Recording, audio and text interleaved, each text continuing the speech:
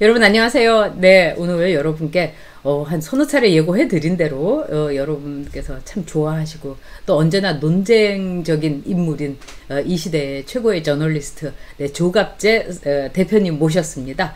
네, 저한테는 언론계 선배님이고 또 노무현 때부터 시작해서 함께 싸우고 또 제가 참 여러 차례 뵙고 조언도 받고 그랬습니다. 근데 김삼석 때문에 정말 거의 10여 년 만에 다시 뵀을 때, 조갑재 선생님과 저는 여전히 이렇게 만나야 되는구나, 이런 생각했습니다. 자, 우리 여옥TV, 전여옥TV 그 시청자들한테, 오늘 인사 좀 해주시겠어요? 네. 이런 자리에서 이렇게 만나니까 아주 이 시계가 한 10년 이상 뒤로 간 것 같습니다. 예. 이 공적으로 이렇게 만나는 것은 아마 이명박 정부 이후 처음 아니겠습니까? 그죠? 그렇죠. 사석에서는 네. 만났지만. 네. 정말 저기 그렇죠. 누구한테 공격을 당해가지고 네. 순천향병원에 입원해 계실 때 네. 그때 병상에서 만난 게 그게 아마 2008년 아니면 2009년인데요.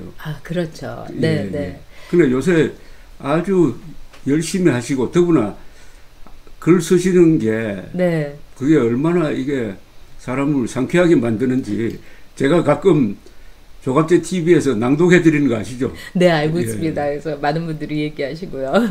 고맙습니다. 그러니까 공통점이 하나가 있습니다. 기자 출신입니다. 네. 예.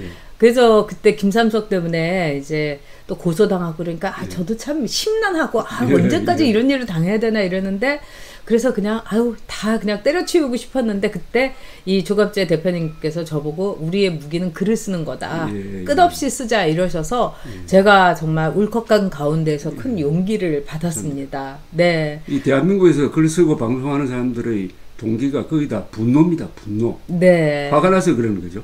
그렇죠. 네. 자, 지금 많은 분들이 이제 인사해 주시고 계시고요. 자, 오늘 그래서 큰 주제는요, 조갑재 대표와 내일을 말한다로 잡아봤습니다.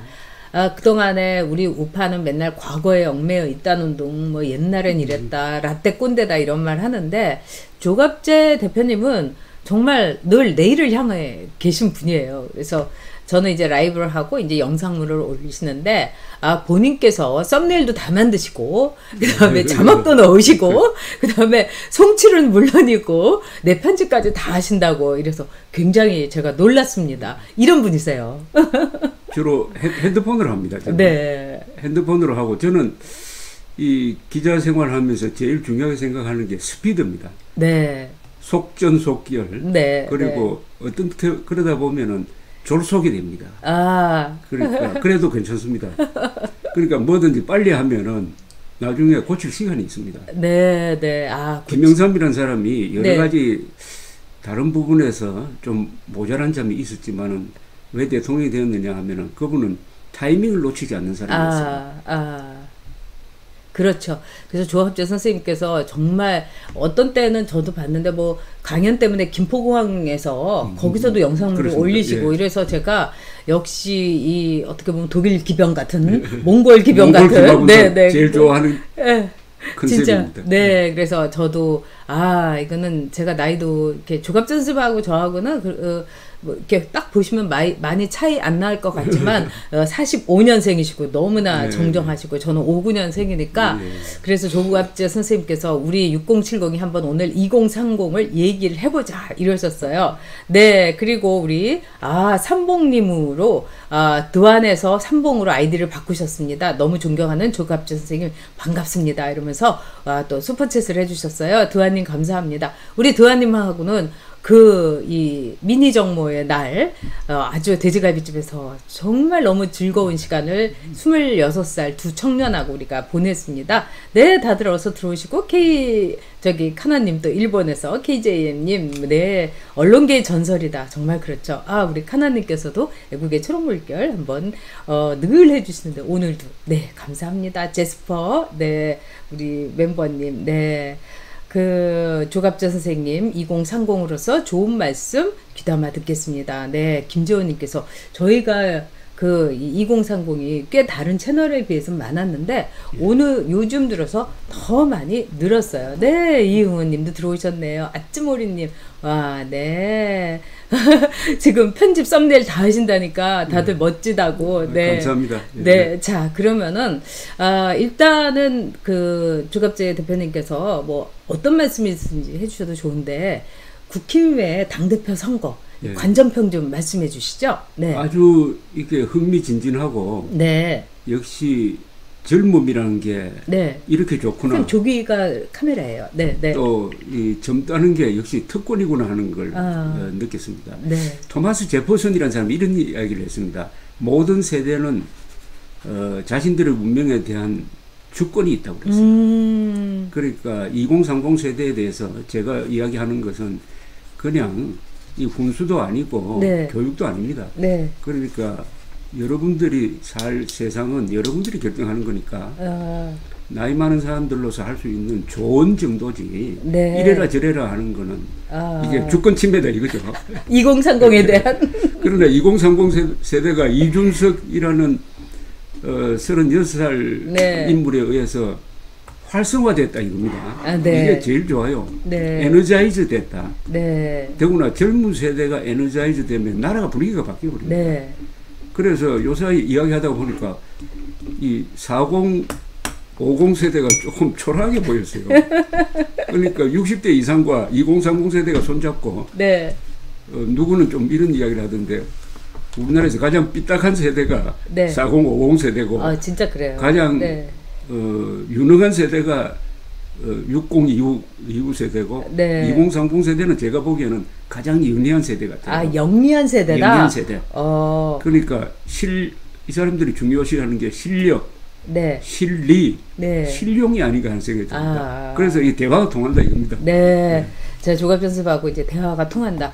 근데 지금 이제 오늘부터 여론조사 하고요. 그다음에 토론도 이제 3번이나 남았다고 하는데 지금 당심하고 민심하고 이 반전이 있을 거다. 뭐 이런 얘기도 있어요. 그리고 이 여론조사와 이 당심 여론조사에서도 높게 나오지만은 이 변화도 있을 수 있다. 근데 어떻게 예상하시는지요? 저는 당심이나 민심이 거의 같이 갈 거라고 보는데요. 네. 뭐 지금 여론조사 그대로 가지 않을까 하는 생각이 듭니다. 자, 저도 사실 이준석 정말 여러 가지로 볼 때 제 스타일도 아니고 아주 좀 싸가지도 없다 이렇게 생각을 했었는데 문제는 그 이준석을 통해 가지고 들어오는 젊은 층, 이 젊은 층을 흡수하지 않으면은 우리는 정말 그 보수 정당은 고령 정당이 되는 거예요. 경로당이요. 그렇죠. 자, 그런 의미는 어떻게 보시는지. 네. 저는 이준석 씨에 대해서 네. 뭐 제가 기자니까 어느 사람을 팬처럼 좋아한다든지 네. 원수처럼 여기는 그런 태도는 아니고 시시비비를 가리는 입장인데 나름대로 평가하는 게 2가지가 있습니다. 네. 하나는 작년에 4.15 총선 끝나고 나서 네. 일부 우파 유튜버들이 네.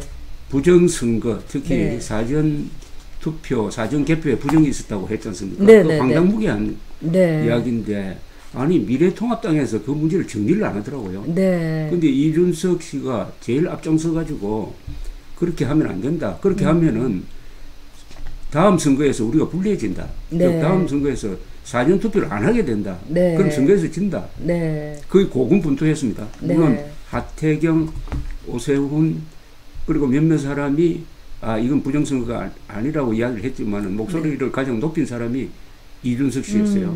나는 그때부터 좋아하는 마음이 생기기 시작했어요. 그러셨어요. 그럼 최근에 이야기 보니까 홍콩 시위에 네네. 참여를 했더라고요. 그렇죠, 그렇죠. 2019. 네. 그 2개. 네. 그건 다른 사람이 안 한 거예요. 네. 네.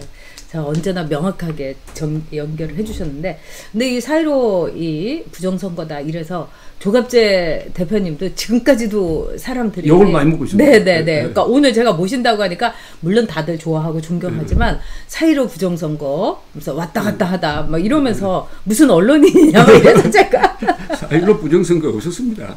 그 부정선거 개념을 넓혀가지고 뭐 돈을 많이 뿌렸다든지 하는 것까지 부정선거에 집어넣으면 몰라도 네. 개표 투표에서는 부정선거가 없었고 우리나라에서는 그런 일이 있을 수 없는 시스템이거든요. 네. 지금 또 이게 하고 있는 게 이게 전산 투표가 아닙니다. 이건 수개표입니다. 예. 그걸 자꾸 혼돈을 하더라고요. 네. 자, 근데도 4.15 부정선거를 가지고 여전히 아직도 많은 보수 유튜버가 집착하고 있어요. 그건 어떻게 보세요? 자, 이제 이거 네. 심각하게 정리를 하고 제가 말씀드려야 네. 되는데, 한국의 우파가 이렇게 곤혹스럽게 되어버린 가장 큰 이유는 음모론입니다. 네. 음모론에 빠져가지고 우파 내부를 분열시켜버렸어요. 그리고 중도나 좌파가 보기에는 이상한 집단으로 몰리게 되었습니다. 네. 이 음모론이 몇 가지가 있는데, 가장 최근 음모론은 트럼프가 부정선거로 떨어졌다라고 하는 네. 음모론. 네. 그 앞에 이 4.15 부정 투개표 음모론. 네. 그들로 올라가면 더 있어요. 네. 광주 사태 때 600명의 북한군이 들어왔다는 음모론. 네, 그것도 사실이 네. 아니지 않습니까? 예. 등등. 이런 것에 빠져버리니까 이 우파는 좌파와 싸울 때 제일 경계해야 될 게 좌파를 닮으면 안 됩니다. 아, 좌파가 네. 선동하니까 우리도 선동한다 하는 네. 순간부터 우파는 존재 의미가 없어요. 아, 네. 우리는 진실을 앞세워야 합니다. 네. 그러니까 진실을 앞세우고 그 위에 정의를 세워야 그 정의가 자유를 지킬 수 있는 겁니다. 진실, 정의, 자유 이렇게 삼천구들이거든요. 네. 네.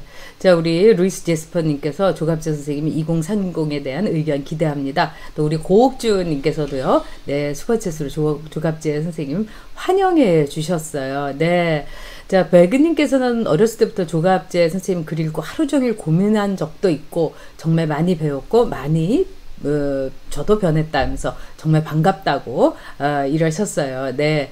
자, 그래도 KJ님 사전투표는 절대 하지 않을 거다. 저도 사실 사전투표는 혹시라도 그런 생각은 있는데, 자, 그런 점에서 이번에 국민의힘 당대표 선거에 보시면서 이거는 굉장히 이렇게 특징적인 거다. 이번 당대표 선거는 이렇게 정리할 수 있다. 어떻게 보시겠습니까? 제가 당 대표 선거뿐만 아니라 최고위원으로 나온 분들의 연설을 다 들었어요. 네네. 다 들으면서 지금 언론에 별로 보도 안 하고 있는 게, 네. 저 청년 후보로 나온 청년 최고위원 후보로 나온 사람들이 5명입니다. 네. 그중에 네. 한 사람 뽑죠. 네네. 이 5분들이 대단해요. 네. 깜짝 놀랐습니다. 어떻게 보면 이 5분들의 식견이 이준석보다 나을 때가 있어요. 네. 그리고 이 5분들이 한결같이 박정희 정신을 이야기하는 거예요. 네. 아니, 박정희 정신으로 문재인 정권 바꿔야 된다는 이런 취지의 이야기를 하는 네. 사람들이 있는데, 네. 첫째 굉장히 생각이 건강하고, 네. 또 인물이 잘생겼어요. 네. 또 기골이 장대하고 네, 맞아요. 저는 이런 2030 세대가 잘하고 있구나 하는 걸 보고 딱 하나, 한국이 뭐니 해도 가장 공포의 악몽을 꾸고 있다면은, 네. 우리가 잘못하다가는 이거 공산화 되는 것 아니냐, 네. 김일성 세상 되는 것 아니냐, 네. 이 공포 아닙니까? 그렇죠. 이게 우리 한국 사람들이 모든 심리의 근저에 있는 네. 거예요. 그래서 이걸 보고 한국은 절대로 공산화는 안 되겠구나, 김일성 세상은 안 되겠구나, 이런 2030 세대가 있는데 네. 하는 안도감을 느끼게 되었습니다. 네. 그렇죠. 그리고 저도 이번에 그 이준석이라는 어떤 특정 인물이 아니라 이 이준석이라는 그 젊은 친구가 나와서 정말 보수의 파란을 일으키는 거, 저는 그게 굉장히 그렇습니다. 좋았어요. 네. 좋았습니다. 네. 그 이준석이 그만큼 보수의 파란을 일으킬 수 있는 원인, 또 이렇게 돌풍을 일으킬 수 있는 원인은 어떻게 보십니까? 좋은 점도 있고 나쁜 점도 있을 거 아니에요. 그 원인에 있어서는 보수가 그만큼 형편없었다는 얘기도, 정치가 이렇게 볼 수도 있고요. 우리 이제 참 이 말부터 이게 네. 정리가 안 되는데, 네. 우리를 뭐라고 부를 거냐? 네. 보수라고 부를 거냐? 네. 우파라고 부를 네. 거냐? 아니면 대한민국 세력이라고 부를 거냐? 네. 아니면 자유진영이라고 부를 거냐? 네. 자유민주 세력이라고 부를 거냐? 네. 문명 세력이라고 부를 거냐? 네. 여러 가지 고민이 있습니다. 그죠? 문명 세력도 좋긴 좋네요. 한마디로 하기는 어려운데, 저는 이렇게 네. 크게 이야기합니다. 우리는 문명 건설 세력입니다. 1948년 8월 15일 건국한 이후에 지금까지 자유민주 그리고 자유시장이라는 이 두 가지 개념을 버리지 않고 지금까지 문명을 건설했습니다. 네, 네. 위대한 문명을 건설했어요. 위대한 문명. 그렇죠. 그래서 우리는 문명 건설 세력이고, 문재인 세력은 문명 파괴 세력입니다. 문명 파괴 세력은 세 가지를 파괴합니다. 첫째, 법치를 파괴하고, 사실을 부정합니다. 그리고 과학을 파괴를 해요. 그래서 우리의 행복한 삶의 조건인 이 문명을 무너뜨리는데 네. 2030 세대가 이게 문명 건설 세력 편에 선 거예요. 그리고 우리 이 자유우파라고 불리는 이 사람들은 위대한 성취를 했죠. 그렇죠. 그러나 어디에서 실패했느냐? 정치에서 실패했습니다. 국가 건설에서는 성공했는데 정치에서 네. 실패했어요. 한국에서 정치의 핵심은 이념입니다. 이념. 그러니까 이념 교육을 제대로 하지 않고 이념 맞습니다. 정립이 안 되고 하는 바람에 좌파의 도전에 무너져가지고 문재인 정권을 만들어낸 거죠. 자, 정치에서 실패했다. 이거는 참 저도 한때 몸을 담았던 사람으로서 참 가슴 아픕니다. 근데 그 정치의 한가운데 들어가 보면은 저도 이제 글 쓰고 그 방송하던 사람이었지만은 너무나도 이 여야 할 것 없이 반문명적이에요. 그리고 구태에 얽혀 있고요. 저는 깜짝 놀랐어요. 들어갔을 때. 왜냐하면 그때만 하더라도 폭탄주 같은 거 잘 안 마시고 막 이런 이미 이제 앞서갔던 분들 젊은 친구들은 그랬는데 허구한 날 폭탄주를 마시는 거예요. 그리고 정말 구세대식으로 술을 마시고 그러니까 참 지겨워서 혼났습니다. 자, 우리 이선혜님께서도요. 네, 슈퍼챗 해주셨어요. 네, 조갑재님 이렇게 오셔서 참 기쁘시다고. 자, 그 다음에 우리 배그님께서도 네, 슈퍼챗 해주셨어요.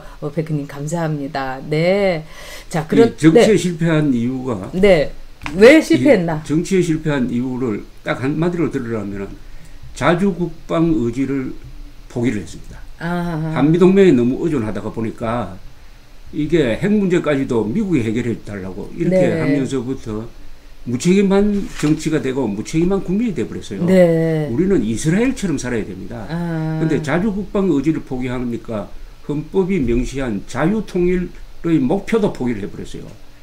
그러면은 정치가 아주 지저분한 정치가 되어버립니다. 네, 네. 우리는 이스라엘식으로 살아야 됩니다. 모든 조건이 우리를 둘러싸고 있는 나라가 다 핵무장 아니면은 준핵무장 국가인데 네. 우리가 미국 하나 붙들고 우리가 생존할 수 있습니까? 그런데 언제부터 자주국방 의지를 포기를 하게 됐느냐?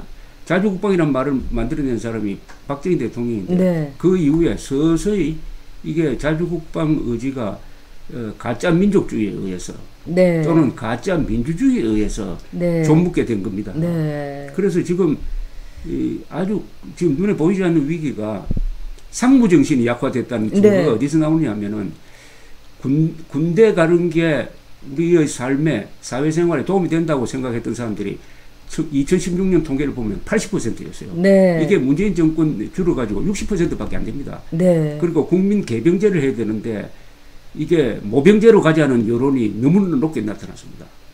이 국민 정신의 타락입니다. 이거. 네, 모병제라는 거는 제가 볼 때는 앞으로 아마 위험합니다. 내년 네, 대선에는 다 들고 일어나올 거고. 위험합니다. 예, 그리고 일단은 우리나라 재정 지금 다 거덜내지 않았습니까? 근데 모병제는 지금 굉장히 불가능한데 어떻게 보세요? 재정적인 면으로도. 네.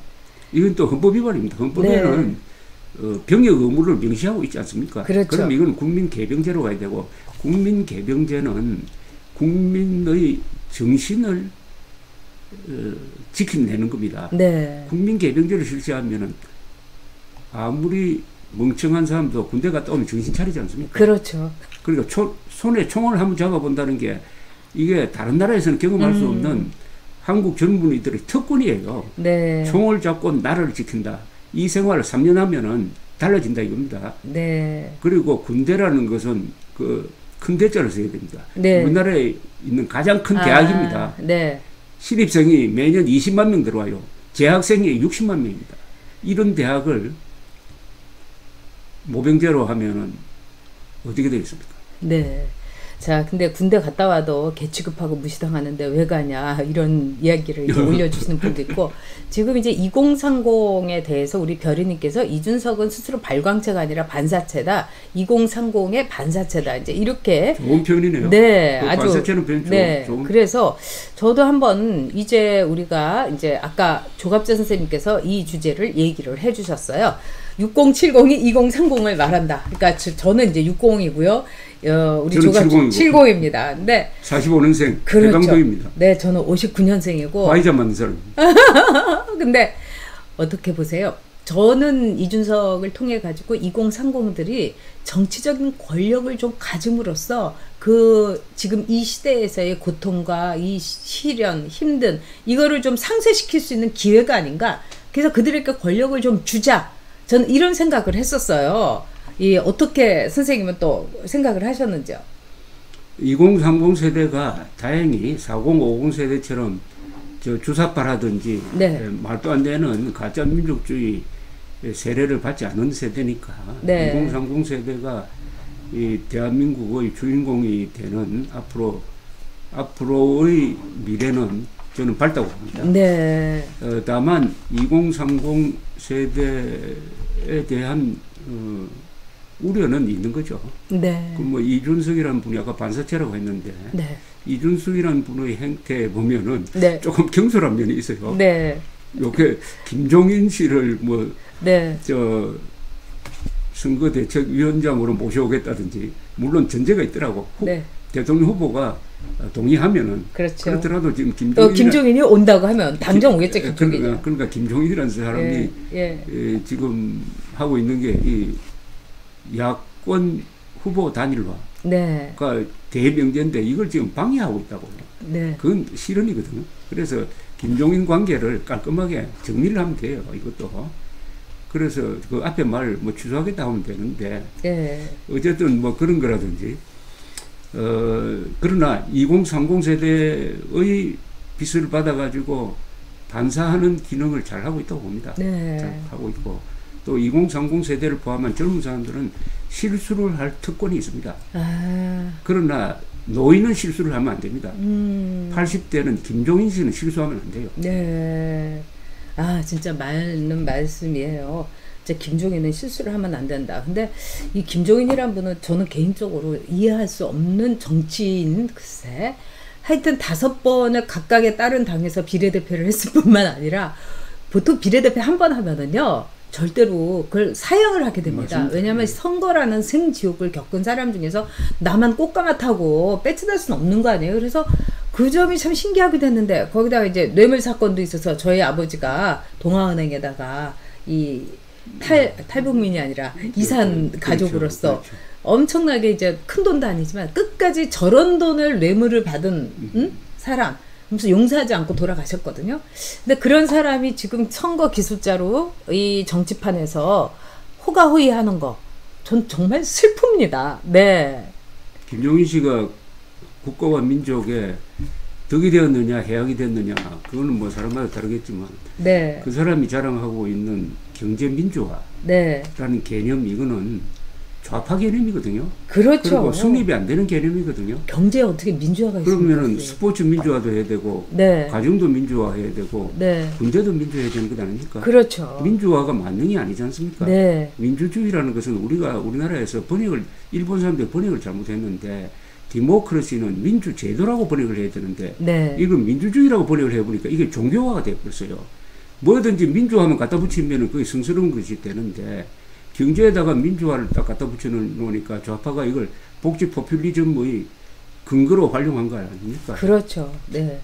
자, 우리 캐나다에서 근노님께서 이준석 당대표로 흥분한 20대를 잘 꼬드겨서 민노총을 공격하도록 해야 되는데, 자, 저는 이준석에 대해서 정말 하나 고마운 건 뭐냐, 정교조 교육을 해갖고 다 저쪽으로 가스라이팅 되고 세뇌된 애들한테 완전히 정교조 40년을 그냥 싹 청소를 시켜준 거. 저는 그게 참 고맙더라고요. 청소 시켜주기를 바라는 거죠. 네. 아직은 한 사람에 의해서 청소는 안 될 테니까.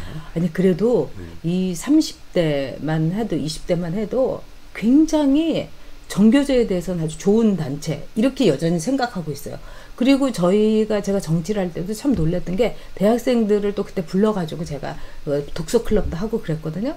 근데 다 정교조 스승한테 교육을 받아가지고 이 한나라당 지금의 국힘은 거의 북한식으로 이렇게 우리가 반공교육 받았을 때 도깨비 뿌리는 그런 당으로 보고 있는 거예요. 그거를 이준석이가 그 젊은 친구들을 불러온 거죠. 다행히 정교조보다도 네. 더 어마어마한 선생님이 나타났잖아요. 이거잖아요, 이거.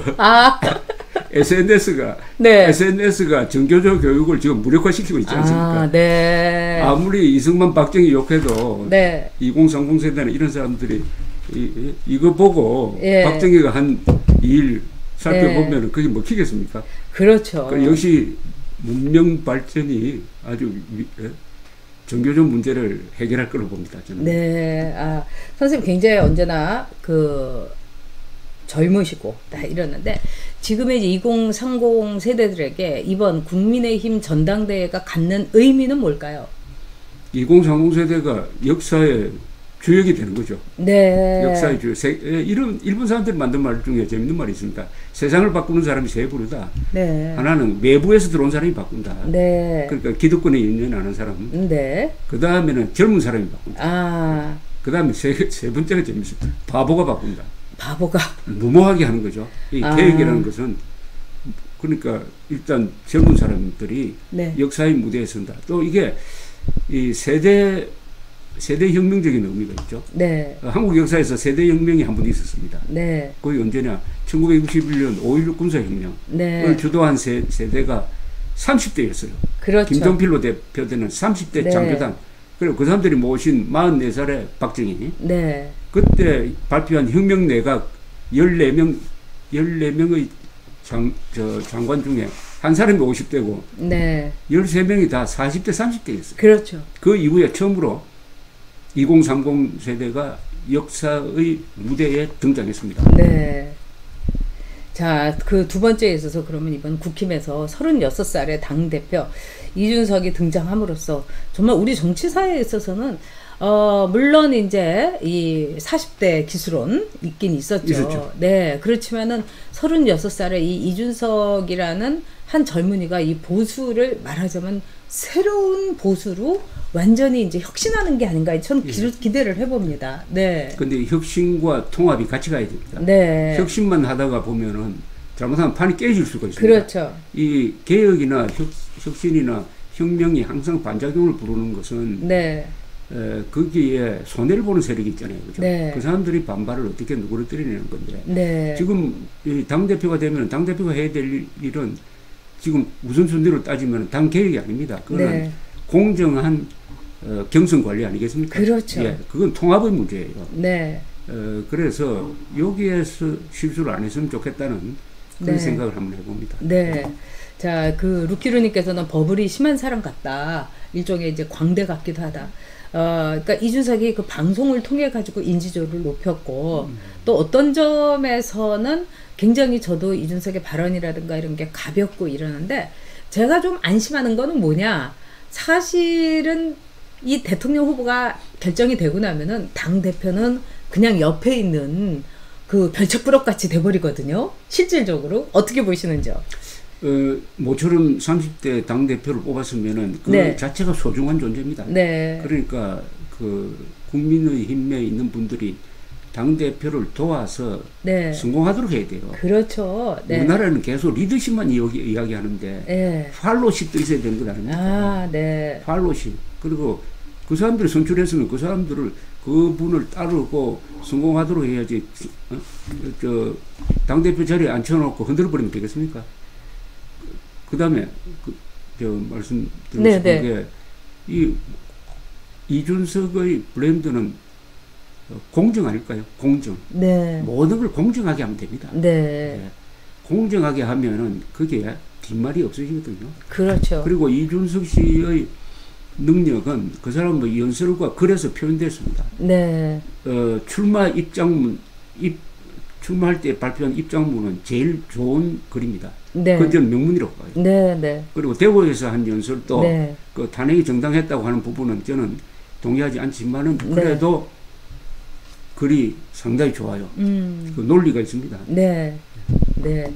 자, 그런 점에서 이 이준석이 저도 글이 되고요. 그다음에 말이 되고 굉장히 유능한 대표를 만났다. 저는 지금 나온 5명 가운데서 이번에 참 조경태에 대해서는 새로운 발견을 했습니다. 그분 아주 네. 깔끔한 분이고 네. 뭘 합니까? 맑은 분이래요. 아, 그러니까요. 저는 민주당에 있다가 왔다고 그래가지고 네. 아니, 저도 무슨 한번 당을 받고 이랬는데 네.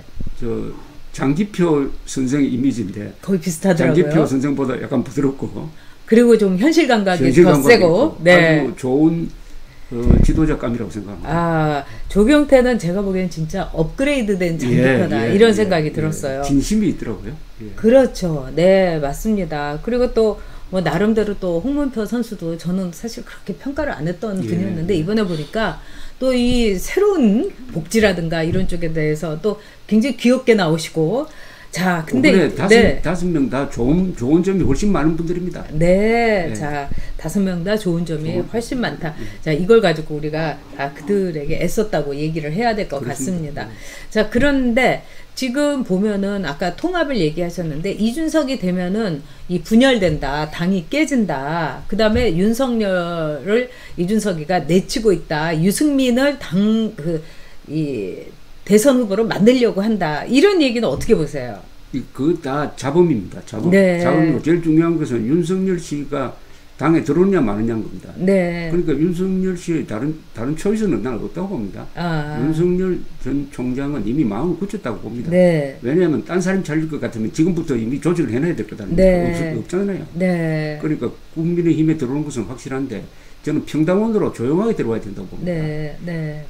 꽃가마타고 근사하게 막 이렇게 하지 말고 네. 그래서 평당원으로 들어와서 아마 당원 교육이 있을 겁니다. 네. 당 교육에도 참석하고 네. 무엇보다도 국민의힘이 가지고 있는 당은 네.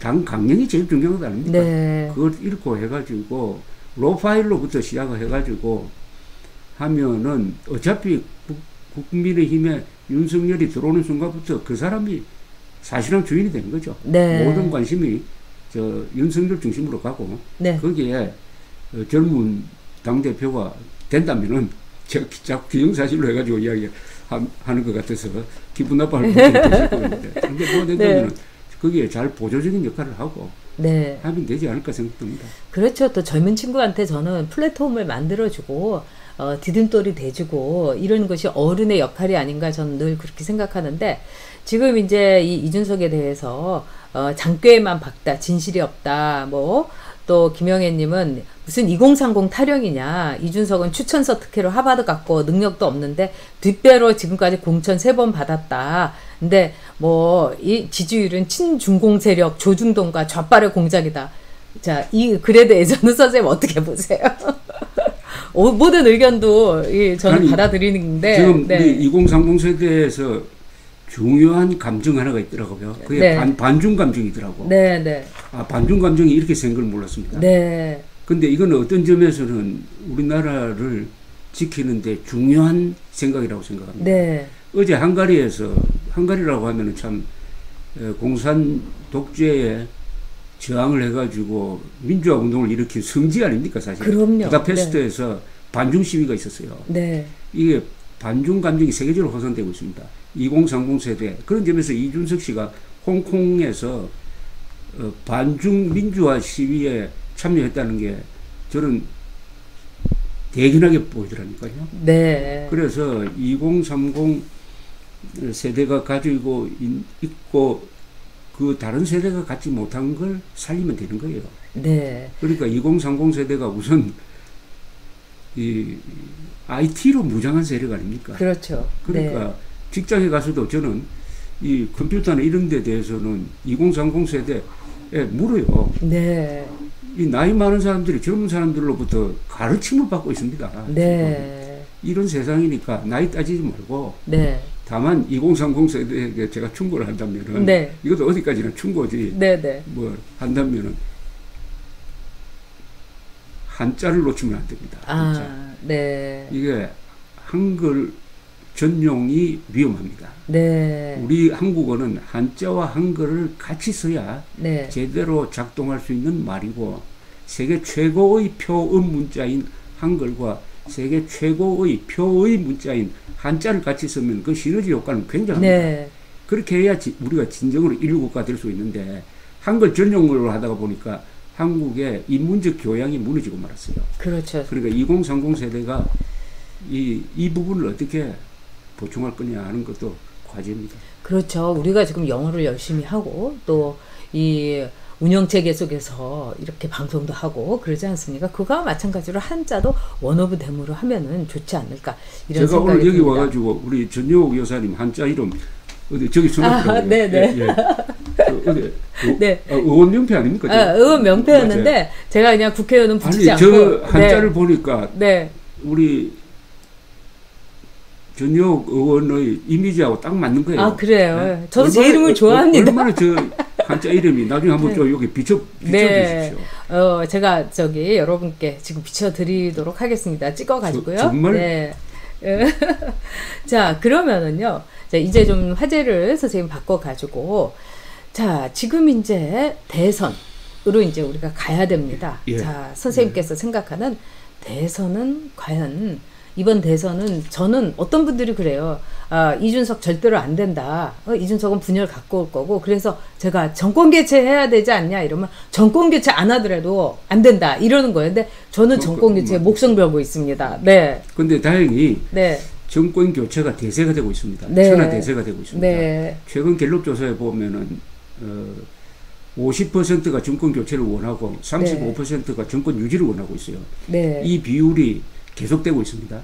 이 비율대로 가면은 범야권 후보가 500만 표 차이 이상으로 이기게 돼 있어요. 네. 이 압도적으로 이겨야 됩니다. 네. 저는 압도적으로 이게 제일 중요합니다. 압도적으로 이겨야 합니다. 비슷비슷하게 이기면 탈납니다. 왜냐? 비슷비슷하게 이기면은 선거 과정에서 뭔가 트집 잡아가지고 검찰, 경찰, 네. 선관위, 나중에 헌법재판소, 이거 대법원 이거 믿을 수 있습니까? 이거 동원해가지고 선거 뒤집을 수도 있어요. 네. 그러니까 압도적으로 이겨야 그 다음에 국회를 지금 집권당이 장악하고 있더라도 그걸 물리치고 그 다음에 6월에 있을 지방선거에서도 네. 압승할 수 있습니다. 그렇게 해야 대한민국을 정상화시킬 수가 있으니까 압도적으로 이기기 위해서는 뭘 해야 되느냐 요것만 생각하면 돼요. 압승입니다. 네. 저는 뭐 500만 표 차이 이상으로 이긴다고 봅니다. 네. 근데 정말 그 가기까지 이준석도 이제 잘해야 될 거고 또 다른 분들도 이 꼭 그 팔로우십을 가지고 이게 정말 등 두드리면서 그래 너 해봐 이러면서 다 협조를 해야 된다고 생각합니다. 자 그러면은 대통령 이런 사람을 뽑자. 선생님께서 생각하시는 대통령 이런 자격을 갖춰야 된다. 어떤 겁니까? 지금 이상적 조건을 말할 수가 없습니다. 네. 제가 윤석열 검찰총장 후보를 2019년 이전에는 문재인 다음으로 가장 비판했던 사람입니다. 네.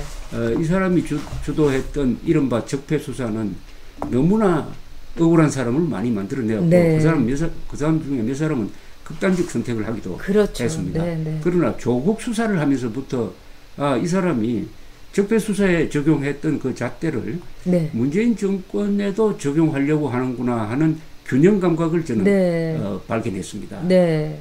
그리고 자꾸 과거에 뭘 했는지 가지고 이렇게 자꾸 따지는데 저는 주권자는 대통령 후보보다 높은 위치에서 봐야 된다고 생각하는 사람이에요. 네. 그러니까 우리가 국민이 주인이고 대통령은 모습이다. 좋습니다. 그렇게 생각한다면은 국민은 모선보다도 더 높은 위치에서 내려다봐야 됩니다.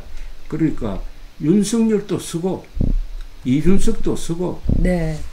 국민이 가지고 있는 계획이 따로 있는 것 아닙니까? 그래서 이의제의란 말도 있습니다. 네. 오랑캐를 써가지고 오랑캐를 제거한다는 말이 이의제의인데 그런 것까지 포함해가지고 국민이 윤석열을 쓴다고 생각하면 돼요. 네. 윤석열이라는 도구를 쓴다. 윤석열이라는 도구는 어떤 점이냐?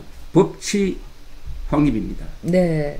대한민국의 가장 중요한 과제는 이 정도까지 만들어 놓았던 법치를 문재인 정권이 다 무너뜨리지 못했지만 네. 상당 부분 무너뜨렸는데 이걸 바로 세우면 돼요. 네.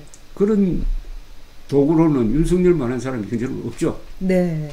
자, 근데 윤석열의 경우는 이제 정치를 한 번도 해보지 않았고, 그 다음에 이제 그 검사로서 검찰 조직에 정말 올인해서 살아온 사람 아니겠습니까? 그 점은 걱정 안 되시는지. 네. 박정희도 정치 안 해봤는데 그렇게 잘했잖아요. 국가 건설도 잘하고. 정치라는 게 뭐냐? 하면 세 가지 아닙니까? 네. 첫째, 자유, 복지, 자유와 복지와 안보입니다. 네. 이 정치 요 세 가지를 우리나라에서 제일 앞서는 게 안보죠, 역시. 네. 안보.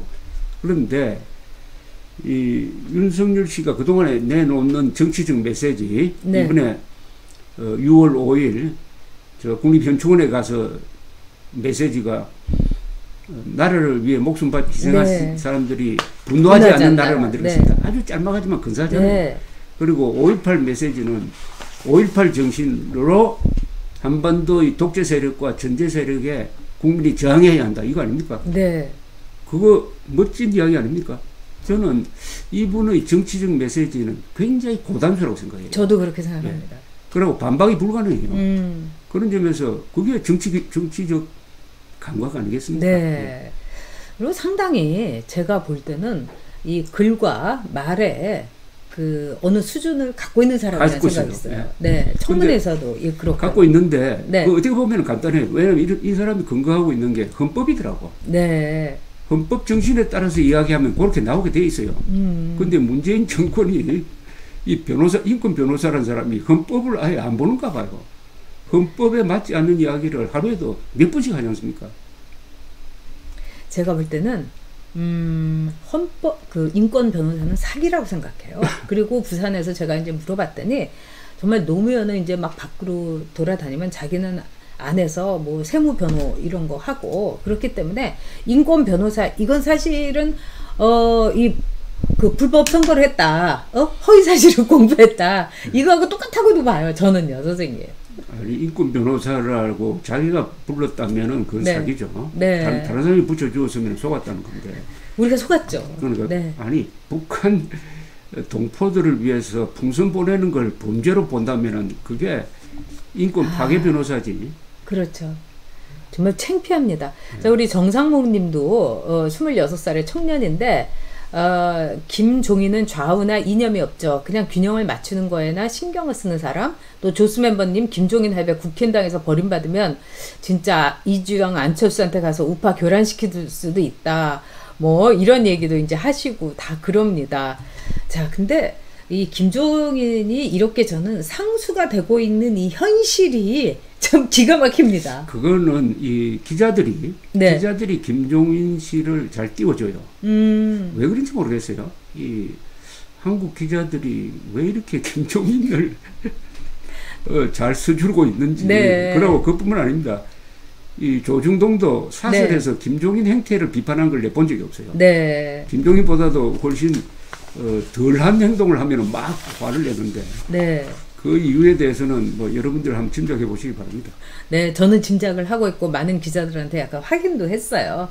그리고 굉장히 노회한 거죠. 뭐 다른 거 우리가 짐작하는 거를 입에 내지는 않더라도 예를 들면 이렇다는 거예요.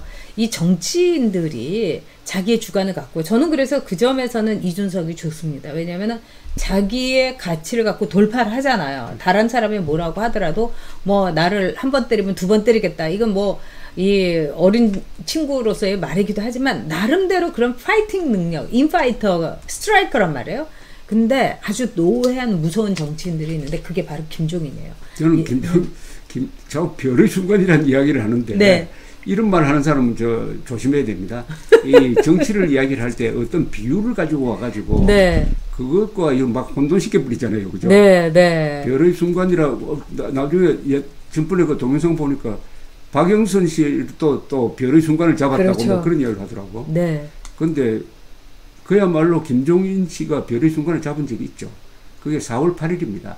4월 8일 그 국힘당이 대승을 하고 그래 되니까 저까지도 네. 아 김종인 씨가 잘했다라는 생각이 들더라고요. 네. 그때 김종인 씨가 별을 잡았어요. 네. 그 뒤에 지금까지 그냥 입 딱싹 다물고 좋은 덕담만 했으면은 김종인의 위상은 지금보다 훨씬 더 높아졌을 겁니다. 근데 며칠 지나자마자 안철수를 향해서 뭐 금방지다든지 네. 자기는 뭐 안철수 때문에 단일화를 했지 사실은 단일화에 생각이 없었다 이런 어마어마한 자기 폭로를 해버리더라고요. 일종의 파산 선거인데. 그렇죠. 파산 선거였죠. 네. 자, 우리 삼봉님 전에 도안님이셨어요. 결론이 깔끔하다고. 그리고 해픽하나님은 윤석열은 자기 소신이 없는 꼭두각시 대통령은 안 될 것 같다. 이런 능력. 그 다음에 조수님께서 김종인 지병은 관종병이다 하는데 제가 보기가 김종인의 최대의 무기는 뭐냐면 젊은 기자들 있잖아요. 그렇죠. 그러면 손잡벌이에요. 그런데 그 젊은 기자들한테 막 의견을 물어본다는 거예요. 내가 그런 게 이번에 있겠죠. 별의 순간이라고 말하면 좋아? 뭐 이러면 네, 뭐 대표님, 위원장님 막 이러면 그래. 그런 다음에 나중에 이런 네가 말한 대로 김 기자가 말한 대로 내가 말했어. 이러면 우쭐하는 거예요. 그러니까 정말 손오공을 갖고 노는 삼장법사? 아주 노예한 거죠. 거기에 이제 기자들이 우쭐하는 거죠. 우리나라 기자들의 수준이 많이 떨어졌습니다. 네. 그건 어떤 경우에 알 수 있느냐 하면 네. 문재인 대통령 기자회견 때 기자들이 질문하는 수준을 보면 알 수가 있습니다. 저도 그렇게 생각합니다. 그리고 근데 그 이유가 뭐냐면 기자라는 직업이 이 조갑재 선생님이나 저는 막차 탔고 조갑재 선생님처럼 이렇게 막 깃발 날리던 시절이 아니에요. 지금은 정보라는 게 모든 이에게 공유돼서 기자 노릇하기가 우리 때보다 훨씬 어렵지 않나 이런 생각도 듭니다. 뭐 전 국민 기자 시절 아닙니까 그러니까요. 지금. 네. 막 그게 나름대로 좋은 점도 있어요. 네. 전 국민 기자 시절 그러면은 지금 기자들이 국민 수준보다도 더 떨어지면 안 되죠. 네. 자, 기자로서 늘 팩트 체크하시고, 그 다음에 지금도 이제 현장에 계신데, 자, 조갑재 선생님이 자신이 기자로서, 이건 정말 후회된다. 어떤 거였습니까? 별로 없는데요. 네. 저 같은, 재주밖에 없는 사람은 기자라는 직업이 감사하죠. 자, 이제 우리가 이제 대통령을 이런 사람을 뽑아야 되는데, 저도 참, 제가 뽑았던 대통령들이 저에게 너무나 실망을 안겼어요. 그렇다고 저는 문재인이나 노무현을 절대로 뽑은 적이 없고 뽑을 수가 없죠. 그런데 우파의 지도자들도 참 큰 실망을 제게 안겼습니다. 자, 그런 점에서 조갑재 선생님은 우파 대통령, 역대 대통령에 대해서 뭐가 부족해서 이렇게 우리가 이 고생을 하고 있나? 뭐가 부족했을까요? 그들에게. 저는요, 이게 문재인만 빼고 요 앞에 대통령들에 대해서 네. 저는 점수를 매긴다면 최소한 60점입니다. 네. 제가 제일 싫어했던 두 대통령 김대중, 노무현까지 포함해가지고 그런데 문재인은 마이너스입니다. 말씀드리는 것은 역대 대통령이 나름대로의 역할을 했다는 겁니다. 네. 했다는 거니까 특히 제 나름대로 점수를 매기면 이렇습니다. 네. 제일 위대한 대통령은 역시 네. 이승만 대통령. 네. 그분은 90점이에요. 그 다음에 박정희 대통령 80점. 네. 지금 욕을 제일 많이 먹고 있는 전두환, 노태우 역사에 좋게 기록될 사람들입니다. 네. 그분들이. 노무현 대통령을 김대중 노무현 대통령 두 사람 참 비판을 많이 했는데 네. 그래도 김대중 대통령은 교양이 있는 분입니다. 네. 이념적으로는 왼쪽이지만 네. 노무현 대통령은 이 문재인처럼 하지 않은 일이 하나 있습니다. 정치적 보복을 안 했어요. 네. 언론인이나 정치인 뒷조사를 안 했습니다. 네. 예. 그런 걸 인정하고 싶고요. 좀 담백한 면이 있는데 문재인 대통령은 우선 대한민국 편이냐 네. 김정은 편이냐 네. 요 문제에서 스탠스가 어떻습니까? 대한민국 편이 맞습니까? 아니죠. 아니잖아요. 네. 그러면은 뭐 다른 건 논할 가치가 없습니다. 그래서 문재인만 빼고 역사는 이렇게 기록할 겁니다. 대한민국 대통령 대체로 괜찮았던 사람이다. 예. 참 근데 선생님 후하시네요. 예. 저는 그렇게 생각하지 않고요. 지금 박근혜 대통령, 이명박 대통령, 저는 이제 그분들이 당선되는 걸 위해서 나름대로 직접적이지만 정말 보수 정권을 위해서 저는 제 모든 걸 바쳤어요. 근데 참 실망스러웠습니다. 그리고 개인의 어떻게 보면은 권력, 그 다음에 헌법의 가치, 이거를 참 몰랐던 게 아닌가. 물론 문재인하고 비교할 수는 없습니다. 어제 그 현충일에 문재인이 하는 걸 보면은 저는 현충원에 계신 호국 영령들을 모독하는 현충사였다고 생각합니다. 근데 우리 우파들이 예를 들자면은 우파 정권을 위해서 헌신한 사람들을 제대로 인정하고 감사했는가? 저는 이명박도 안 그랬고 박근혜도 안 그랬다고 생각해요. 근데 그럼에도 불구하고 네. 이명박, 박근혜 시절은 네. 첫째, 헌법을 존중하던 시기였죠. 그리고 네. 한미동맹을 위태롭게 하지 않았습니다. 네. 그리고 문재인처럼 북한 노동당 정권에 굴종하지 않았어요. 네. 이 세 가지만 하면은 그 다음에 실수는 어떻게 보면 사소한 겁니다. 네. 어떻게 보면 사소한 거예요. 네. 다만 국가 운영에 주력하다가 그랬는지 모르지만 정치에서 실패했죠. 두 사람 다 정치에서 실패했고 특히 분열로서 이렇게 된 것 아닙니까? 네. 이명박 저는 이게 이렇게 된 단초가 2007년 이 당시에 한나라당이죠. 한나라당 네. 대선 경선이 너무 치열했어요. 그때 그렇죠. 네. 이명박, 박근혜 두 사람의 특히 박근혜 당시 후보가 이명박 후보를 공격하는 게 너무나 감정적이었습니다. 그때부터 이게 감정적으로 분열이 돼 있어가지고 이명박 대통령이 추진하던 그 세종시를 네. 과학교육 도시로 만들다는 걸 박근혜 씨가 정면으로 반대했잖아요. 네. 이건 있을 수 없는 거죠. 정치 도의상. 그 앙금이 또 박근혜 때는 친박, 이박 갈등으로 가고 드디어 2016년 이 총선 공천 과정에서 이항구 씨를 내세워가지고 무리하게 네. 국민들을 한 달 동안 짜증스럽게 만들다가 결국 총선에서 지고 이길 수 있는 총선이었죠. 총선에 지고 그 뒤에도 계속 친박 세력이 당권을 잡으려고 하다가 탄핵 사태를 만난 것 아니겠습니까? 결국 보수는 분열로 망한다는 게 실증이 됐죠. 네. 다만 좌파는 자충수로 망한다는 게 지금 실증되고 있습니다. 그렇습니다. 네, 자충수를 우리가 조심해야 될 것 같은데, 자, 우리 소셜님께서 늘 좋은 의견을 많이 주시는데, 90년대 초반에 뇌물로 3억 드신 분이 2억 1,000만 원이었죠. 정확하게는 재벌 근데 플러스 알파입니다. 네, 소셜님 말씀대로. 자, 재벌 개혁을 하고 기본소득제 마치 서민을 위한 정책을 한다는 게 막장 코미디 아닌가 이러셨어요. 자, 기본소득제라든가 경제민주화라든가 지금 이제 이재명에 대해서도 우리가 좀 지금 이재명이 제일 가능성은 있어요. 그렇죠. 저도 앞으로 김경수가 무죄 나오는 건 저는 100%라고 보거든요. 자, 그런 와중에서도 이재명의 쏠림으로 갈 수밖에 없을 것 같은데, 자, 기본소득제, 경제민주화, 조 대표님은 어떤 생각이신지요? 이재명 씨는 어떻게 보면 문재인보다 더 위험한 사람이죠. 그럼요. 그러니까 네. 이 지도자는 예측이 가능해야 되는데 예측 네. 불가능한 지도자를 뽑으면은 어떻게 되겠습니까?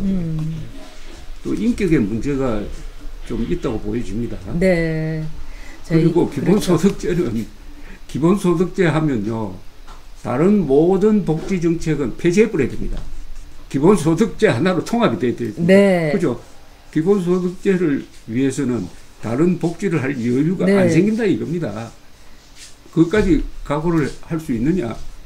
그래서 저는 오히려 이재명 대 윤석열 이런 대결 구도로 가면은 너무나 그 차이가 선명해질 거로 봅니다.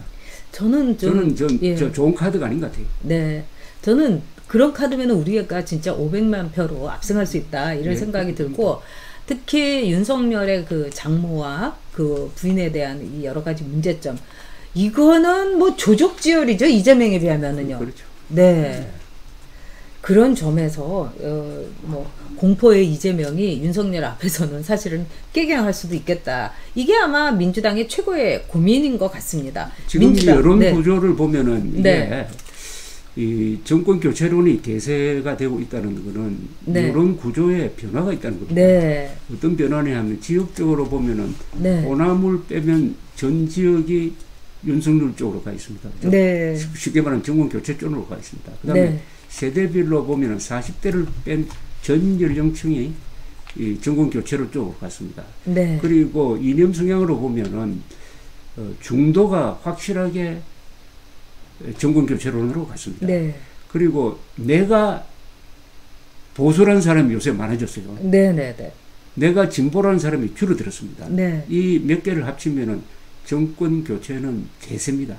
그러니까 여론 구조에서 근본적인 변화가 일어났습니다.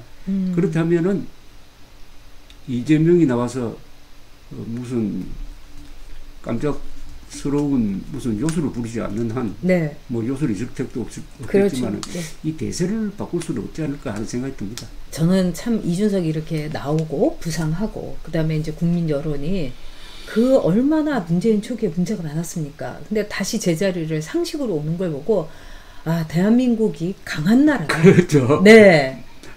그리고 이 나라 국민들 참 잘났다. 이런 생각했습니다. 역시 아까 우리 언론 비판을 많이 했지만 역시 언론 자유가 살아있으니까. 네. 그러니까 민주주의는 실수를 견디는 제도거든요. 네. 어떤 문제를 노출시켜버리면 네. 해결이 됩니다. 네.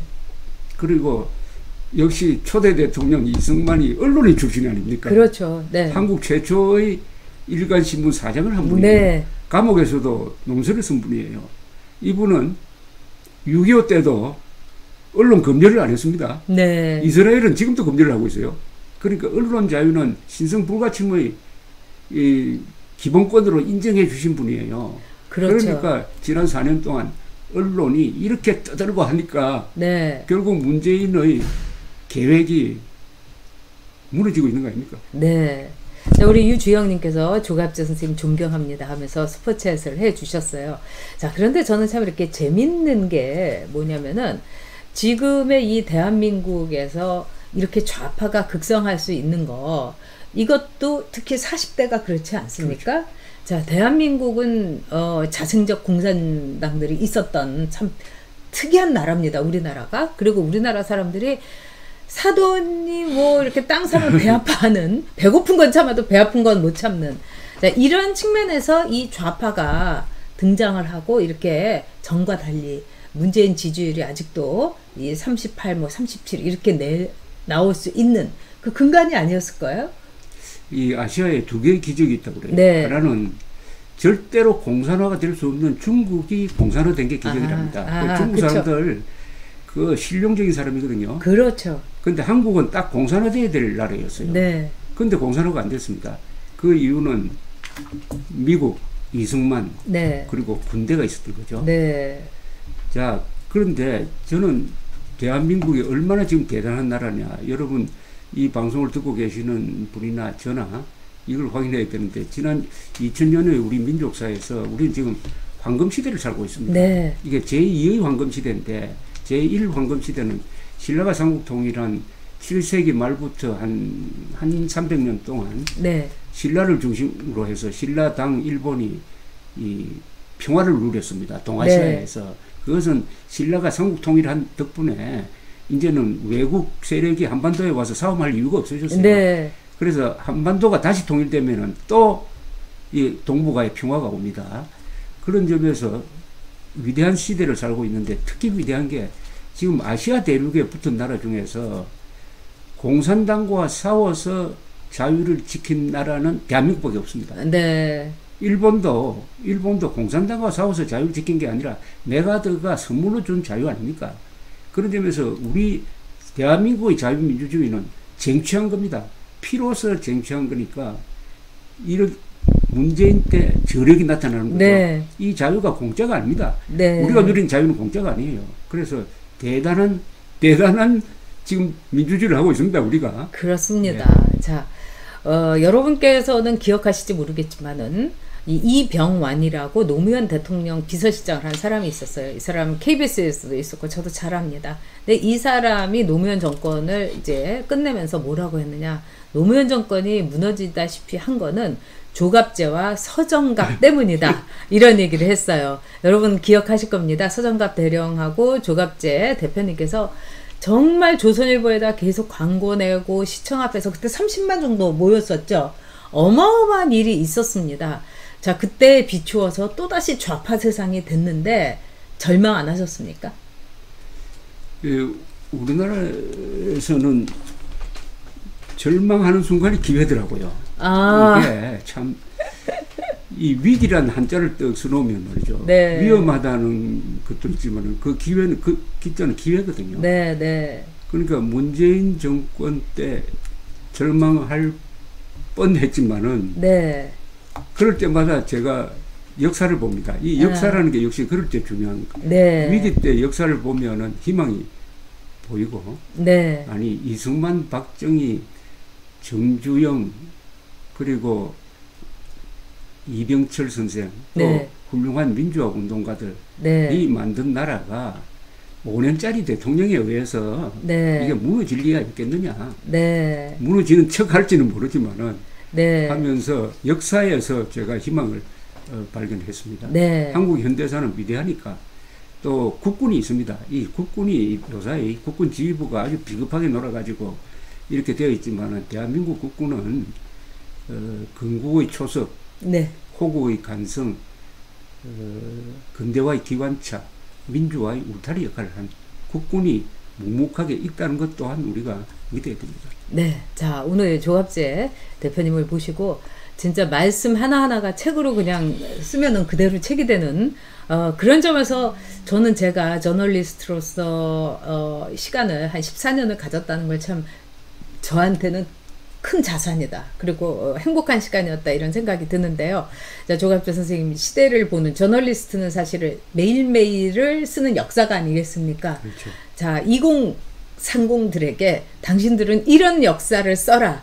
한 말씀 부탁드립니다. 아까 말씀드렸던 대로 2030 세대가 만들어갈 역사는 여러분들의 주권입니다. 네. 우리가 하는 이야기는 다 참고로만 하시고 여러분들이 미래 세대의 주인공이니까 최소한 요거 하나만 기억하면 됩니다. 우리 자유통일해야 됩니다. 네. 헌법 제4조 대한민국은 자유민주적 기본 질서에 입각한 평화적 통일을 추진한다. 줄이면은 평화적 자유통일입니다. 네. 피를 흘리지 말고 자유통일해야 됩니다. 자유통일하면은 대한민국이 진짜 인류국가가 되고 동북아에 평화가 옵니다. 그러면 세계 평화에 기여하게 되어 있습니다. 역사적 전례가 있습니다. 신라의 삼국통일입니다.